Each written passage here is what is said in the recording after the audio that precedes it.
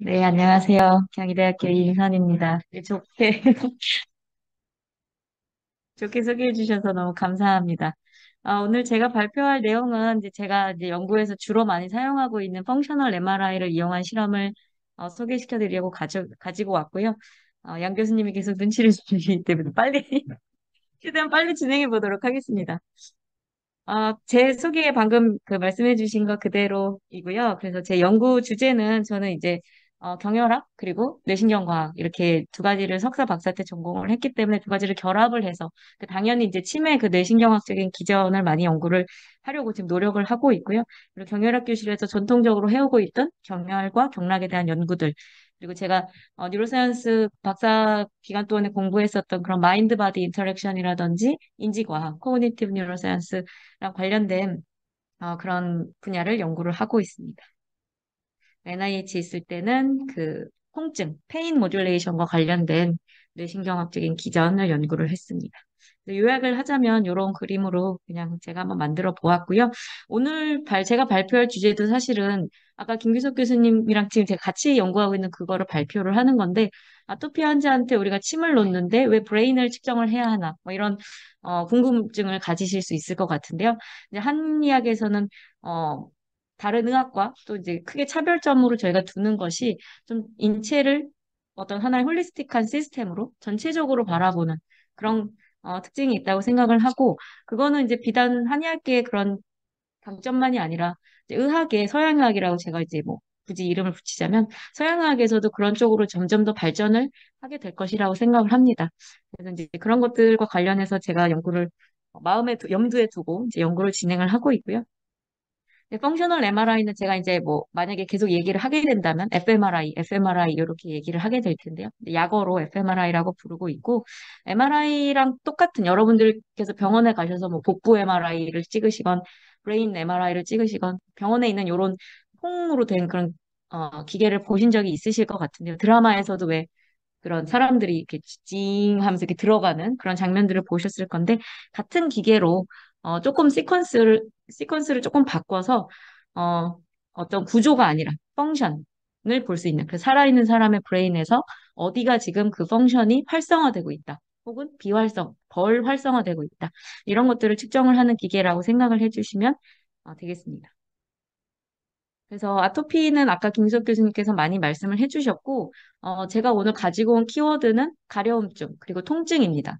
그래서 제가 아까 방금 말씀드린 것처럼 저는 미국에 있을 때 통증 연구를 했었는데, 어떻게 또 좋은 기회로 박희준 교수님, 김규석 교수님께서 비아를 과제를 같이 하자고 하셨을 때, 아토피 환자에 대해서 저도 처음 공부를 하다 보니까 가려움증, 그리고 그로 인한 긁음, 그래서 긁음으로써 상처가 생기고, 거기 이제, 어, 그 질환이 좀 악화가 되면서 이분들이 그 두 번째로 많이 호소하고 있는 증상이 통증이라는 것을 알게 되었습니다. 그래서 이런 가려움증 그리고 긁고 싶은데 긁을 수 없는 그 긁지 말라고 이제 티칭을 받기 때문에 그런 것들 그리고 통증 이런 것들로 인해서 삶의 질도 안 좋아지고 잠도 밤에 잘 못 자고 우울과 불안 뭐 이런 것들에 호소를 하고 있습니다. 그래서 아토피라는 것이 결국은 피부의 증상이기는 하지만 요즘에는 이제 겉브레인 스킨 엑시스라고 해서 이제 점점 겉브레인 엑시스에서 스킨까지 더 하나 추가가 돼가지고 이 세 가지 굉장히 복잡한 시스템들을 연결을 해서 설명을 하고 질환을 이해하려고 하는 그런 시도들이 진행 과정 중에 있습니다. 그래서 뭐 굳이 보자면 이제 크로닉 스킨 컨디션이라는 것이 어떤 피부의 증상뿐만 아니라 멘탈적인, 정신적인 그런 증상이 있다는 것에서도 알 수가 있고요. 요즘에 많이 유행하고 있는 그런 프로바이오틱스 같은 것을 먹었을 때 장내의 그런 컨디션뿐만이 아니라 피부도 좋아진다. 이런 것들을 통해서 어떤 그런 클루를 좀 이제 이렇게 알 수가 있는 그런 것이고요.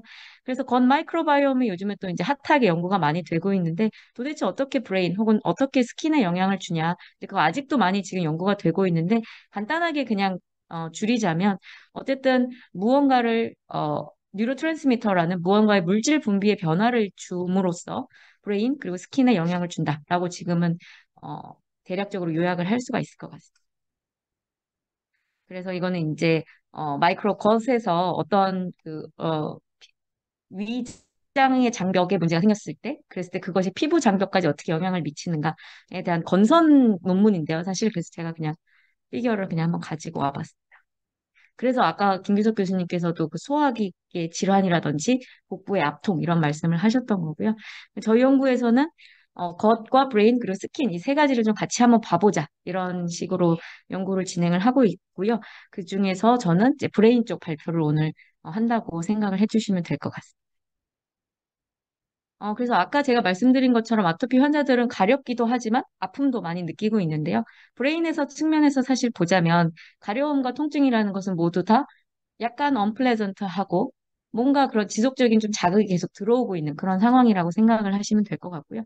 여기서 이제 브레인 그 어떤 그 요약된 피규어를 제가 가지고 왔는데 보시면 아시겠지만 어떤 마우스가 보이시는지 모르는데 프리프론탈 콜텍스라든지 아니면 뭐 S1 뭐 당연히 프라이머리 스마트 센서 콜텍스, 살라무스, 인슐라 이런 부분들은 많이 쉐어가 되고 있는 것을 아실 수가 있고 지금 좀 약간 이치에는 이렇게 표시가 되어 있지만 페인에는 표시되어 있지 않은 영역이 SMA 그리고 프리 SMA라고 해서 이 모터랑 관련된 영역들이 가려움증에는 관련이 있지만 통증에는 관련이 없는 것으로 지금 나와 있습니다. 그래서 왜냐하면 통증은 우리가 뭔가 어떤 움직임을 통해서 해소를 하지 않지만 가려움이라는 것은 움직임을 통해서 긁음을 통해서 해소를 하기 때문이라고 생각을 해주시면 될 것 같습니다. 그래서 브레인에서는 그렇고 이것도 이제 또 다른 어떤 메타 분석 연구인데요. 우린 그런 말 많이 들어보셨을 거예요. 뭐 운동하는 것을 상상하기만 해도 뭐 근력이 뭐 조금 뭐 좋아지고 뭐 이런 상상의 힘 뭐 이러면서 강의 들으실 때 막 그런 얘기를 들어보셨을 텐데 실제로 우리가 가려움증을 직접 겪는 것이 아니라 가려움증을 상상하는 것만으로도 브레인에서는 상당한 그런 가려움 관련된 액티베이션이 일어나고 있습니다. 그래서 이치 이메저리 그리고 페인 이메저리 이 두 가지 컨디션을 비교한 연구에서 제가 또 피규어를 가지고 와봤고 여기서도 이렇게 쉐어하고 있는 그런 영역들이 당연히 있고 그렇지 않은 영역이 있는데 그것들은 제가 하나하나 다 말씀드리지는 않겠습니다. 그래서 이것도 기존에 그런 아토피 환자들에서 어떤 그 fMRI 연구가 이루어져 왔는가 그런 내용인데요. 제가 이 부분은 조금 생략하고 넘어가도록 하겠습니다. 그래서 많은 연구들이 있었고 어쨌든 가려움증과 브레인의 어떤 영역 간의 뭐 코릴레이션, 상관관계라든지 이런 것들을 보는 연구들이 있었다. 이 정도만 이해하고 넘어가 주시면 될 것 같고요. 이제는 이제 제 연구랑 관련된 그런 태스크를 제가 하나 가지고 왔는데요. 아까 말씀드린 것처럼 우리 가려움을 상상하기만 해도 약간 좀 뭔가 가려운 것 같기도 하고 브레인에서도 그런 비슷한 액티비티가 일어나는데 그런 현상을 우리가 컨테이저스 이치라고 부릅니다. 가려움이 전염이 되고 있는 그런 상황. 그래서 다른 사람이 뭐 하품하면 내가 그거 보면 나도 하품이 난다. 이런 거는 많이 들어보셨을 텐데 가려움증도 마찬가지로 제가 여기서 막 계속 긁고 있으면 아마 누군가는 또 막 나도 긁고 싶다. 이런 느낌을 받으실 수 있습니다. 그래서 그것이 이제 컨테이저스 이치고 아토피 환자라든지 건강인에 있어서 이 컨테이저스 이치랑 관련된 브레인 영역이 어딘가 이런 펑셔널 MRI 연구가 기존에 되어 있습니다. 그래서 비디오를 이렇게 보여주는 거예요. 이렇게 아토피 환자랑 건강인한테 팔을 긁고 있는 그런 비디오를 보여줬을 때 긁고 있지 않은 그런 컨트롤 비디오에 비해서 조금 더 가려움증이 많이 나타난다. 지금 한 10점 만점에 한 4점 정도 평균값이 그렇게 되고 있고 관련된 영역으로는 이런 것들이 있다. 그래서 아까 제가 말씀드린 운동과 관련, 모터랑 관련된 서플리멘터리 모터 아리아도 액티베이션이 되는 것을 확인하실 수가 있습니다. 그래서 저는 이제 이 컨테이저스 이치라는 현상을 좀 가지고 와봤고요. 여기에다 하나로 더 추가해서 일종의 컨테이저스 페인과 이치를 같이 비교를 해보고 싶다라는 그런 생각을 했습니다. 그래서 가려움증을 일으키는 비디오를 보게 하고 또 통증을 일으키는 동영상을 보게 했을 때 과연 아토피 환자들이 건강인과 통증과 이치 그 서브젝티브한 레이팅뿐만이 아니라 브레인에서는 어떻게 다른지 혹은 비슷한지 이런 것들을 확인을 해보고자 했고요. 그래서 이런 가설을 세웠으나 가설이 잘 검증되지 않았으므로 가설 부분은 간단하게 넘어가도록 하겠습니다. 그래서 어쨌든 좀 다를 것이다. 그래서 아토피 환자들이 좀 민감할 것이다. 이런 가설을 세웠었습니다. 그리고 특히나 저는 이제 개인적으로 생각하기에는 아무래도 통증보다는 가려움증이 조금 더 민감하겠지라고 생각을 그때 가설을 세웠었고 이제 그것이 어떻게 틀리게 나왔는지 보여드리도록 하겠습니다. 그래서 전반적으로는 이제 전체적으로는 40명의 건강인 그리고 38명의 아토피 환자분이 fMRI 실험을 수행을 하였고요. 지금 동영상이 되는지 모르겠는데 이런 동영상들을 fMRI 안에서 스캐너 안에서 보게 했습니다. 여기서는 이제 긁고 있는 스크래칭 하고 있는 동영상이고 이거는 이제 스크래칭의 어떤 이게 자꾸 넘어가는지 스크래칭의 어떤 컨트롤 비디오로서 이렇게 모션은 있지만 가렵게 만들어주지는 않고 있는 그런 태핑 비디오가 있습니다. 그리고 어떤 자극이 우리 몸에 들어오지만 아프지 않은 자극들, 면봉이라든지 빨대 뭐 이런 것들, 논페인 동영상이 있고 페인 동영상 이제 뭐 주사를 맞는다든지 망치가 내 손을 쾅 이렇게 내리친다든지 그런 동영상을 보게 해서 그 동안의 브레인 액티비티를 측정을 했습니다. 그래서 이런 실험을 수행을 했고요. 비디오 워칭 실험을 수행을 했고요. 김규석 교수님께서 아까 말씀하신 것처럼 아토피 환자 저희 그침 임상 연구의 한 일부로서 수행을 한 연구이기 때문에 침치료 전후에 같은 태스크를 반복을 했습니다. 근데 저희가 지금 포스트는 제가 오늘 발표에 넣지는 않았고 치료 전 데이터만 오늘은 좀 보여드리도록 하겠습니다. 그래서 이제 이게 저희 서브젝티브 레이팅입니다. 그래서 동영상을 볼 때 얼만큼 가려우셨는지를 저희가 물어본 거고요. 그렇게 아주 높은 점수는 아니지만 어쨌든 아토피 환자 이제 AD라고 제가 좀 약어를 사용을 했는데요. 아토피 환자들의 경우에는 태핑하는 동영상보다는 긁는 동영상을 볼 때 더 가려워했다. 어쨌든 그런 컨테이저스 이치를 우리 실험에서도 만들어냈다.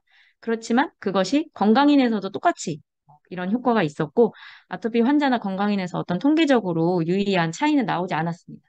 그래서 제가 처음에 말씀드렸던 그 가설, 아토피 환자들이 조금 더 가려워하지 않을까라는 가설은 제가 찾아내지 못했습니다.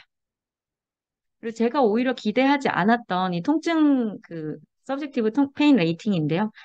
지금 피규어가 조금 보기 안 좋기는 하지만 어쨌든 통증 동영상을 볼 때 통증 레이팅이 더 높아져 있고 그것이 아토피 환자 이 두 가지 파란색과 보라색을 보시면 되는데요. 아토피 환자와 건강인 모두에게서 그 현상이 나타나고 있습니다. 그리고 또 굉장히 재밌게도 긁는 동영상도 아주 약간은 통증스럽게 느껴지는지 건강인도 아토피 환자도 그 스크래치 비디오에 대해서 조금 더 페인 레이팅이 높아져 있는 것을 보실 수가 있습니다. 그런데 저희가 이제 군간 비교를 했을 때 희한하게 아토피 환자들은 긁는 동영상을 건강인보다 더 가렵게 여기지는 않았지만 더 아프게 여겼습니다. 그리고 반대로 통증 동영상에 대해서는 덜 아프게 느꼈습니다. 그래서 건강인과 제가 처음에 가설을 세웠던 건 가려움증이 뭔가 약간 다르지 않을까 가설을 세웠지만 오히려 통증 레이팅이 건강인과 다르게 나오는 그런 결과를 보게 되었습니다. 그래서 통증을 연구했던 사람으로서는 굉장히 재밌는 연구 결과였지만 이것을 어떻게 해석할지 아직 앞으로 갈 길이 먼 상황입니다. 그리고 이거는 이제 브레인 결과인데요. 제가 이것도 뭐 구체적으로 어떤 영역이 다 어떻게 됐다 이렇게 설명을 드린다기보다는 간단하게 말씀을 드리면 긁는 동영상을 볼 때, 스크래칭 비디오를 볼 때 아토피 환자들한테서는 건강인과 다르게 뭔가 더 브레인에서 많이 일어나고 있었던 것은 사실입니다. 그것이 어떤 가려움증 레이팅으로 나오진 않았지만 여기서 보시면 인슐라 영역이라든지 MCC, 메디알 프리프론탈 콜텍스 같은 그런 영역에서 건강인에서는 보이지 않았던 그런 액티베이션이 많이 발견이 되는 것을 확인을 할 수가 있었고요. 통증 동영상에 대해서도 건강인보다 더 많이 민감하게 더 액티베이션 되는 영역도 더 많고 액티베이션 레벨도 더 높은 그런 것을 확인을 할 수 있었습니다. 특히 여기에서 보시면 ACC 그리고 프리큐네어스 라는 그런 우리 디폴트 모드 네트워크라고 하는 부분들이 건강인과 아토피 환자가 지금 좀 다르게 액티베이션이 되고 있는 것을 확인을 할 수가 있었습니다.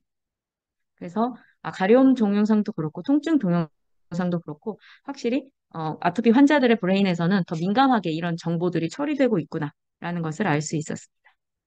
이거는 이제 두 가지 컨디션을 비교한 그런 브레인 결과이고요. 이거는 제가 아까 치료 후 그런 것들을 잘 안 보여드리겠다고 했는데 그래도 혹시 김미석 교수님도 오시고 그래가지고 혹시 약간의 희망을 갖고 이제 논문을 써보려고 가려움증 동영상 스크래칭 비디오를 볼 때 치료 후에 그러니까 침 치료를 받은 후에 이그 파리에탈 콜텍스, 수페리어 파리에탈 콜텍스, 인페리어 파리에탈 콜텍스 부분이 보통 이제 저희가 소마토 센서리 신호를 처리를 하는 것을 도와주는 영역으로 알려져 있는데 그 영역의 액티베이션이 상대적으로 줄어드는 그런 것을 확인을 할 수가 있었습니다. 네, 이것은 이제 결론이고요. 그래서 어쨌든 저희는 컨테이저스 이치를 확인을 하였고 또 비슷하게 컨테이저스 페인도 확인을 했습니다. 그리고 제가 생각했던 것과는 다르게 이치보다는 페인 레이팅이 아토피 환자에게서 다르게 처리가 되고 있었고 그것과 관련된 브레인 영역들을 제가 몇 가지 적어 놓았습니다. 그래서 아무래도 이제 여기 혹시 또 임상하시는 분 계실 수 있으니까, 임상에서 아무래도 아토피 환자가 오면 뭐, 가려움증, 뭐, 긁는 행동, 불면 이런 거를 주로 많이 보게 되실 텐데, 앞으로는 그 환자들의 좀 통증 양상 같은 것도 한번 여쭤보는 것이 어떤가. 그런 정도로 오늘 발표는 마무리하도록 하겠습니다. 네, 발표 들어주셔서 감사합니다.